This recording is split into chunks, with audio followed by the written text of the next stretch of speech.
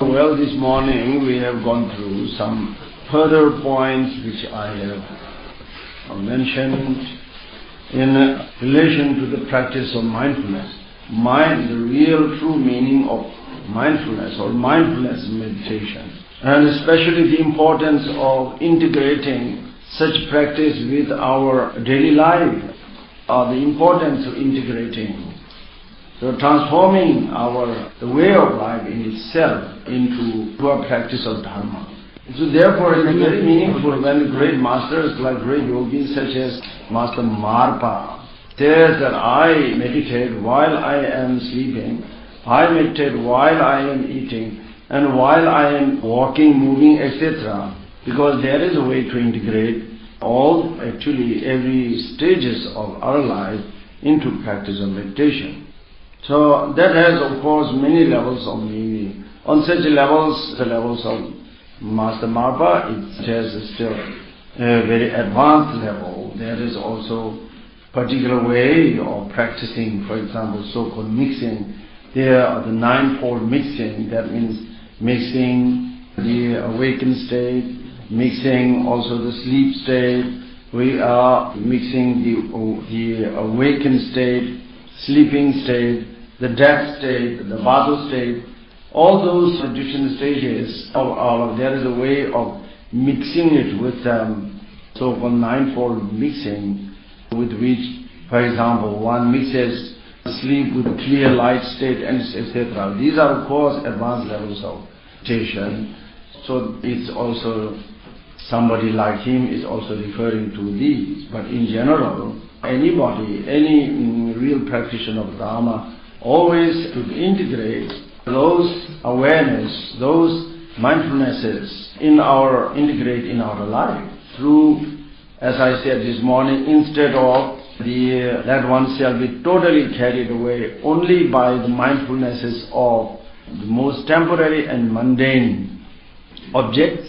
One try to integrate in one's life that kind of mindfulness of those what is most important. As I mentioned this morning, the sixfold mindfulnesses, the seven, the four kind of mindfulnesses, and also 5 organs, etc., which are mentioned this morning. Those are all to be integrated in with our life. So in such process of developing this kind of mindfulness, this kind of awareness, one actually uses both concentrative as well as contemplative or analytical meditation. That's what we are doing in our ordinary life. When we are involved with these other kind of mindfulnesses of our ordinary objects, we are using all time. In one hand, we are using that concentrations on certain objects or certain whatever. Sometimes we concentrate for certain times. Then we again analyze or think about contemplating, investigating the nature of certain things. So therefore we are using both of them always. We are using concentration, we are using also contemplation or investigation all the time. So when we apply that same kind of the meditation of the mindfulness on these other more important objects, such as the 3 jewels and such as what has been taught this morning or explained this morning, all those subjects of the Dharma also, one need to use both of them, and concentrative, and then again and again also analytical, analyzing, thinking about those particular objects, and then also again and again we also concentrate on those objects, and that's what we need in faith, in compassion, in all objects. We need them always intertwined. We have to apply them in an intertwined manner.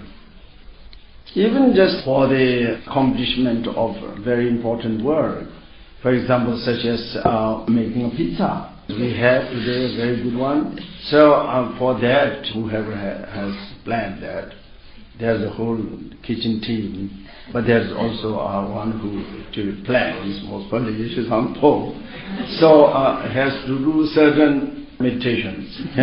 First there should be concentration about making the pizza. not forgetting pizza, not mixing with something else, with roasty or something like that. Pizza, so they have to make pizza, really a good pizza, and with a clear idea about this pizza, has to have in one's mind. And if he forgets that somewhere in between, then we will not get that pizza. So therefore, this pizza idea fixed on the pizza, a clear pizza also, that has to be in his mind. And then it's not enough just keeping this pizza in the mind, will not bring it into reality. So therefore, let's also think about what to put in. So to make a good pizza, what kind of ingredients that has to put in, and tomato or whatever, cheese or not cheese, or some mushrooms also or not, or still some other ingredients or not, onion or not, etc. All these other ingredients about way of making this pizza.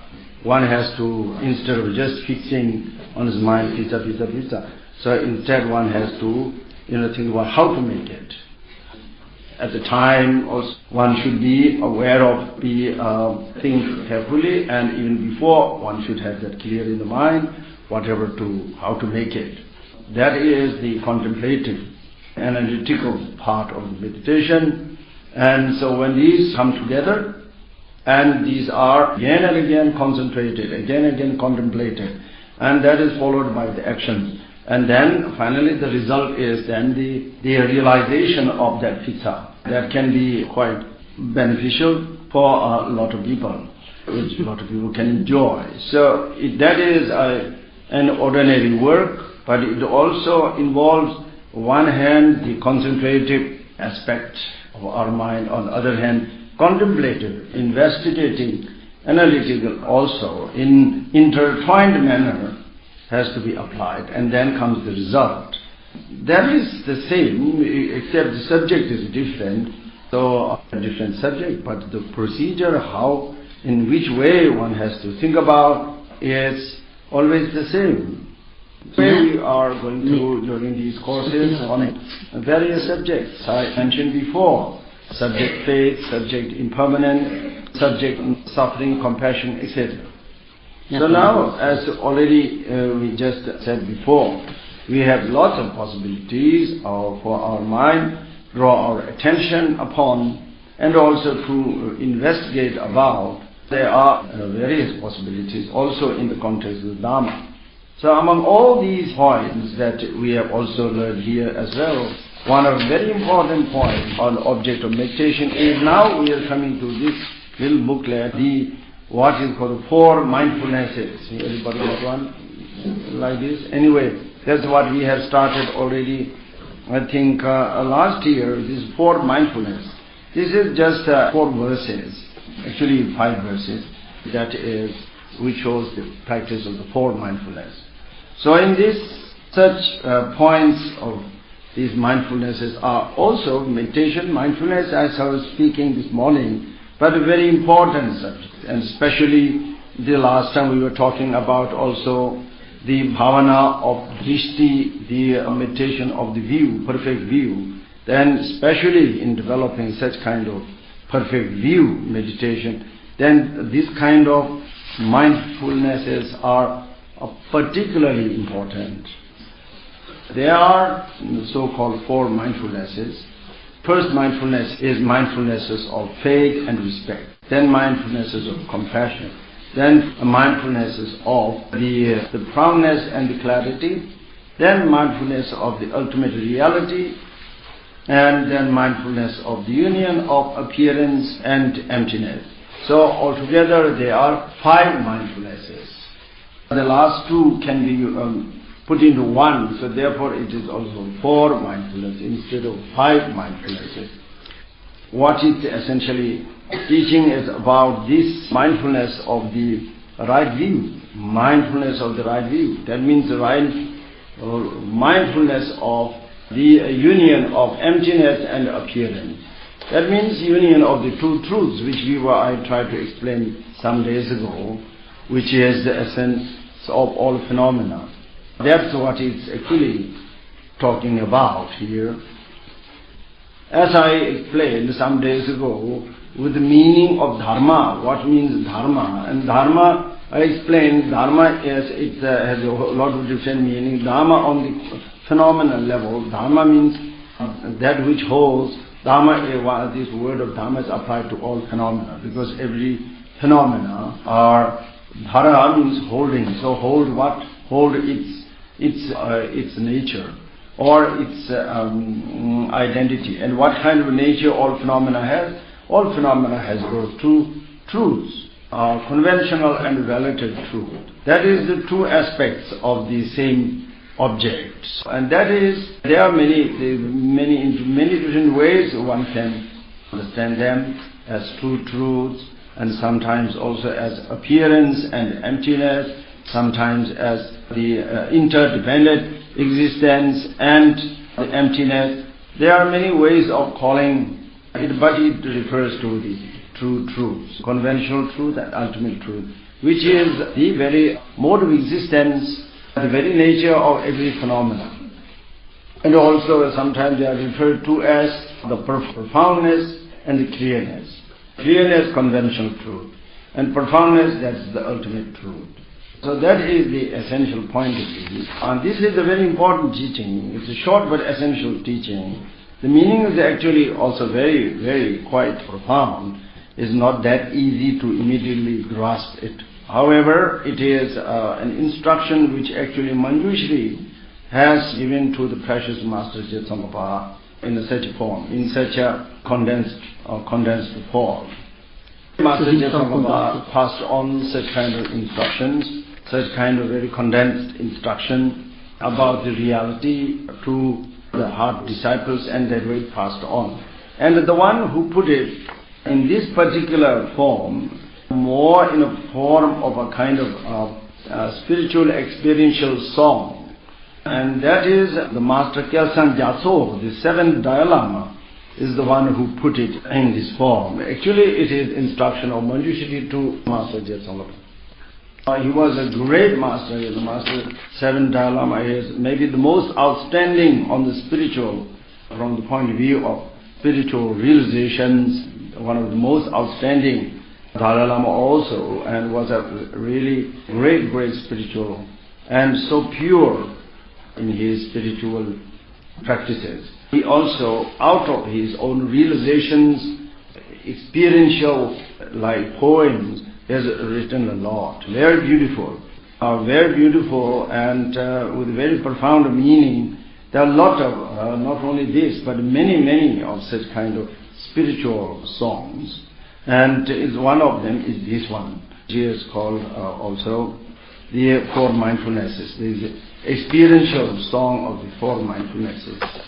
So the first in the reincarnations, the first, the second and the seventh are like most outstanding from the point of spiritual qualities and realizations.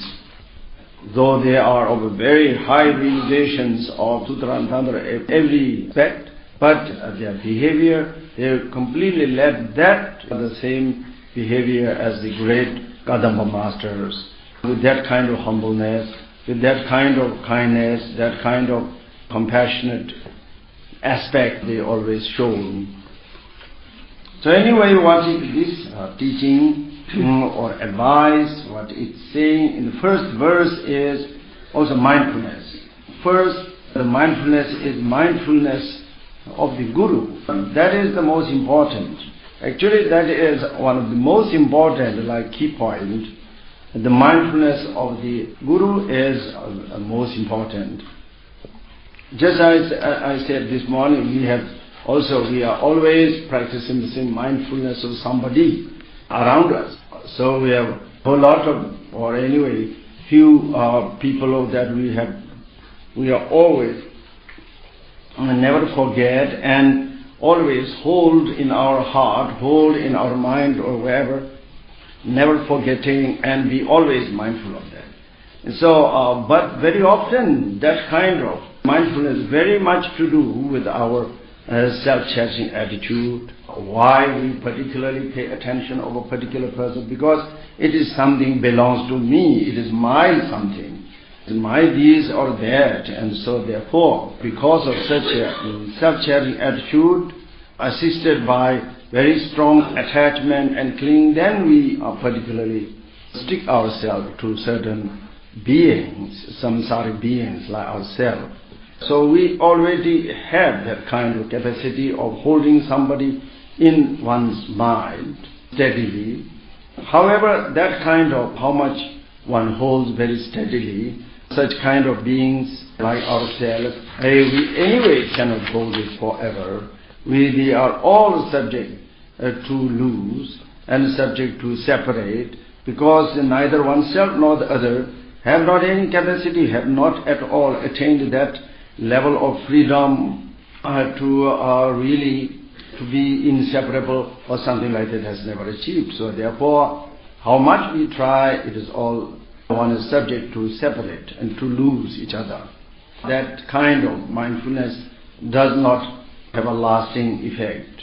So instead of that, one should hold again in one's mind a being, but not just any being, but a very special one. So this way, what is taught here, as it says in English, on the seat of the immutable union of method and wisdom sits the kind master who is the essence of all refugees.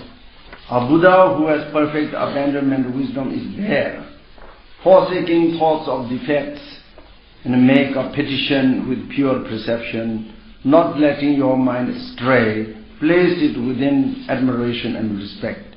Making your attention unforgetful, maintain it with admiration and respect. So this is very important. Actually what it's teaching is the root of the path, as it comes as the first most important point in the teaching of Lamrim, and the graduated path to the enlightenment, liberation. The first point is reliance upon the spiritual guide. That is, first, of course, this procedure is also not simple. As I said before, first one has to really find a spiritual guide which is really trustworthy, which is really somebody on whom one can really rely. And so, having found such a spiritual guide, then one should, that the spiritual guide, who was the Guru, or also it's called Kalyana Mitra, that means wholesome friend. Guru means actually, the word Sanskrit Guru means the heavy one. Guru means heavy. So that does not mean the Guru must weigh certain amount of kilos. It has to be over 100 or something like that, to be heavy. No, that is that's not the point. But heavy with the virtues. So heavy with the virtuous qualities, heavy with compassion, heavy with loving kindness, heavy with wisdom, and heavy with ability and so on. With these virtuous qualities, somebody who is like embodiment of that, so that way heavy. And also, most important, heavy with kindness to oneself. So that way heavy. So therefore they are called Guru, the heavy one. So it's very important, especially there are many newcomers, very important. The practice of Guru devotion is, of course, it is important, so one has to practice it properly. But before that, one should be utmost very careful about recognizing, identifying somebody as one's spiritual guide. Here is a point which Buddha has made a great emphasis on, to be most prudent and really to search for it with the proper criterion which Buddha has taught very, very precisely. What are the criterion of spiritual guide in general? What are the criterion of spiritual guide of the great vehicle? And what are the additional criterion of the Vajra Guru, or the somebody guiding on the path of the Vajra vehicle? So all those, and really and true, reliable spiritual guide has to, if possible, fulfill all those criterion, at least the minimum requirements, which are also explained very clearly in the teaching. And then one has to develop, one has to establish a link as Guru and disciple, and then one should also, after that, practice all these kind of proper visions and a proper attitude and proper attitude in terms of body, speech and mind altogether, and with the proper respect and so on. That is very important. Without being careful about that, if one just takes anybody as such a spiritual guide towards whom we must have so many pure visions and whom we have to take as fully enlightened, as a fully enlightened Buddhas and so on, without being careful, just applying such kind of projections on anybody, then can very easily can end up in great disappointment. And not only just a disappointment, also still many other unnecessary wrong consequences. That is one point one has to be particularly prudent and even skeptical. So that first one has understood. But having gone through all that, and when one has really found a spiritual guide, trustworthy, at least a wholesome friend, and then one should practice that the right view and also right actions. It says here that admiration and respect and hold always supremely kind and valuable for oneself. So therefore these qualities, true qualities of a spiritual guide, is not something so obvious. It's not something that you can see immediately from the very first encounter, that's so obviously like the wrinkles on the forehead. That is not possible. Therefore one has to kind of establish first the link, and since one is seeking for a guide for the practice of Dharma, so therefore one surely approaches somebody connected with the Dharma, and then one that way one first begins with such kind of Dharma exchange, some kind of listening to the teachings or whatsoever. And then at the same time one begins one's observation, one's examination or analysis of the teaching as well as of the teacher. As Buddha has, as I already quoted passages before, as Buddha said, one has to analyze everything, analyze the teaching, the teacher and everything with an unbiased mind, with a really honest mind and sincere mind. And here one also needs kind of a help of others who also unbiased and sincere mind, also seeking for their opinion, could also be helpful. So anyway, with a sincere mind, unbiased mind, then one takes time to examine. And then, and that way, if one takes time and examines, then slowly, whatever the quality of the person, either it's full of faults that are hidden, this will also be revealed. It is full of precious qualities which are also hidden, but that will also reveal itself slowly. And that way, sooner or later, one will generate the conviction in a natural way. And at such point, then one can also make a decision of regarding such person as one's spiritual guide, trustworthy to rely upon. And then such person also becomes one's guru, and not just not mysteriously just from the very first encounter. So there's nothing mystic or mysterious about it. It all has to grow up in a most natural way through proper observations and also through a very diligent attitude of seeking. So this is very important. This, as Buddha has emphasized, this the fault of not investigating can lead to very undesirable consequences. Something that happened anytime, even already from the time of the Buddha, there are this kind of dangers, and now in the age of degeneration, this kind of risks, dangers are even much more than ever. There are much more chance of completely falling into a really an unsuitable hands in the name of Guru or whatsoever, than really finding a really trustworthy, qualified spiritual guide. The chance is much more to find something which is faulty. So therefore, one has to apply those investigations, those examinations. So if some new ones may wonder what are those criteria, that is It's quite vast, but just to briefly mention a set of 10 qualities which are taught in the sutras as the quality of a true spiritual guide, especially somebody claiming to be a spiritual guide of the great vehicle. Then it should be somebody who possesses the 10 qualities. 10 qualities. That is, just to number them, that is then somebody who is tamed and peaceful and completely peaceful. First, these three. That means actually tamed with the practice of ethic and peaceful with the practice of concentration and completely peaceful through the practice of wisdom. Those three are indispensable. Even they are counted among the minimum qualities. Ces trois qualités sont indispensables et elles sont considérées comme trois qualités minimum. And then on top of that, somebody with a superior quality or knowledge than the disciple. Et en plus de ça, donc le maître doit avoir des qualités de connaissance supérieures à celles du disciple. Otherwise, the other disciple cannot progress. Sinon, le disciple ne peut pas progresser. And then somebody effortsome. Ce doit être également quelqu'un qui est capable d'effort. Effortsome.